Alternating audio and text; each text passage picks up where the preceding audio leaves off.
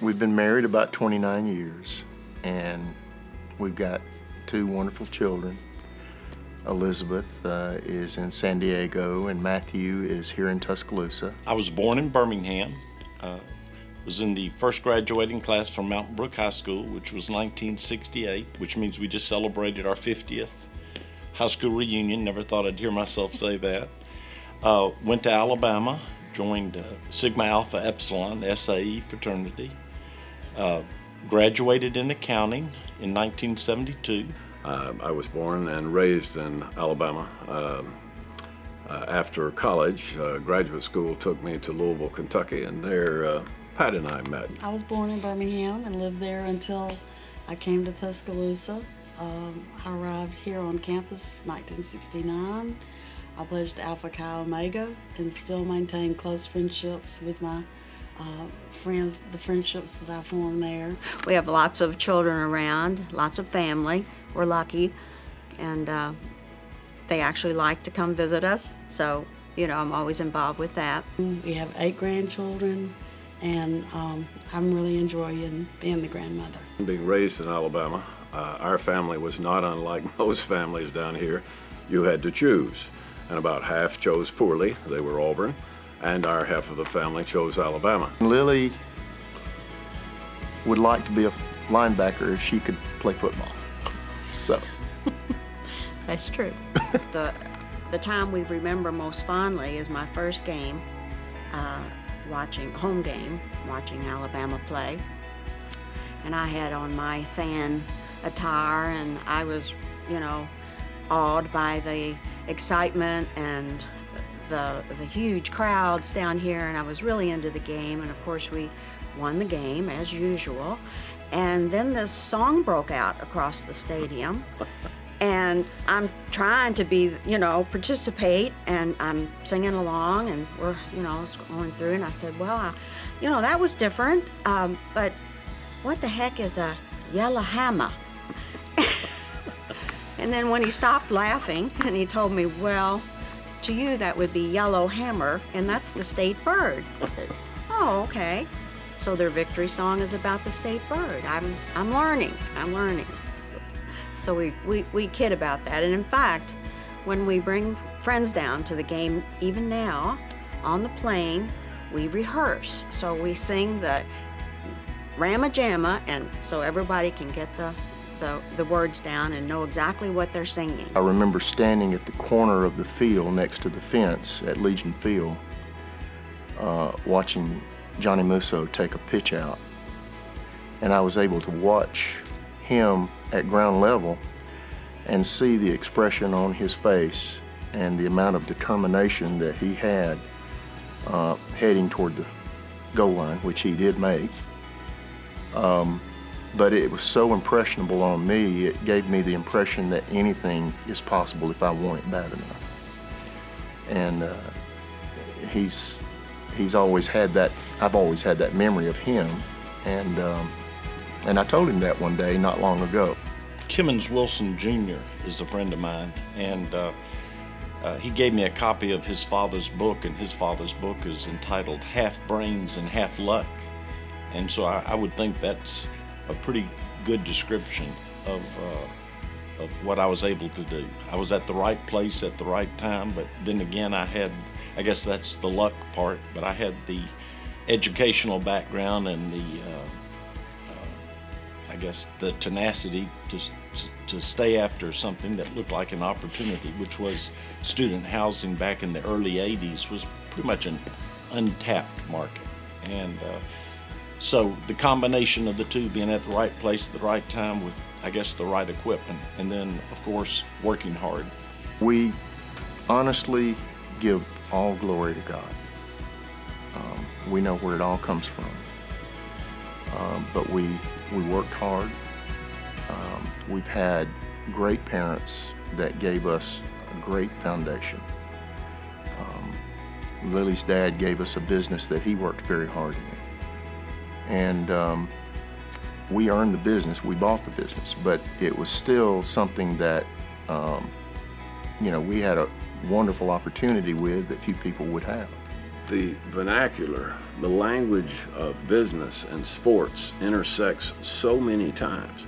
It is quite natural, frankly, when you're listening to Coach Saban from a business standpoint to hear the touch points of success. I think that's one of the reasons that Mike and I have been so impressed and are supporters of the athletic program, because of that well-rounded developing the individual, not just the athletic skills. My interaction with the University of Alabama was positive on quite a number of levels, and the just general professionalism and proficiency in all things that I saw around here probably checked the box of the one thing most donors worry most about, and that is the check going off and never being able to see any tangible results. But when I see graduation rates coming up for these athletes and stuff, and I was raised in this state, and I'm just going with a broad brush, remind people that were here that that wasn't our strong suit. And this university has changed dramatically. I have some businesses in the Midwest and in Florida, and one of my CFOs came to me a couple of years ago and started talking about national merit scholars at this school. And that was it was a wonderful moment to see that a school that I loved from afar and had grown up, at least worshiping on Saturday afternoons, had taken the other steps to do the right thing by the young men and women that came in these doors. That was, it wasn't an immediate epiphany, but slowly we began to see this is a good place to put resources, because they cherish those resources as much as we do, and they do good things with them. Athletics teaches tremendous life lessons. We've always been really involved with our kids and their athletic endeavors, but we've been fortunate to have the ability to work with our children's coaches. But the life lessons that they receive from participating in athletics gives them a chance to learn how to overcome problems, learn how to overcome obstacles that they'd never see if they weren't in some athletic endeavor. I've actually learned more from the times where I failed. And sports just includes some times where it doesn't go as well as you had dreamed and hoped. And when young people find a way to deal with that and rise above that and then recreate the pieces, that's a lifelong, as an employer, those are people that you want around you. And I think sports are about the purest sense of immediate information back. I mean, sports is honest. That's one of the things in our society that you have. It is an honest response to what you put in it. If you don't do it, you won't get it. And I'm not sure there's a better lesson that most of us would like our children to hear. When we think about the things that we wanted to do in terms of our giving, the university was natural for us. It's done so much for us. It gave us the basic education we needed to give us the springboard to go on and do what we were able to do. And you have to have preparation for what opportunities are presented to you. So when we have those opportunities presented and you have the preparation that we got from Alabama, we felt like that was one way that we could give back. One of my friends, John Thompson, when he died in 1999, left me in charge of his foundation. And at that point, by law, I had to, in his behalf or in behalf of the foundation, had to start giving money away.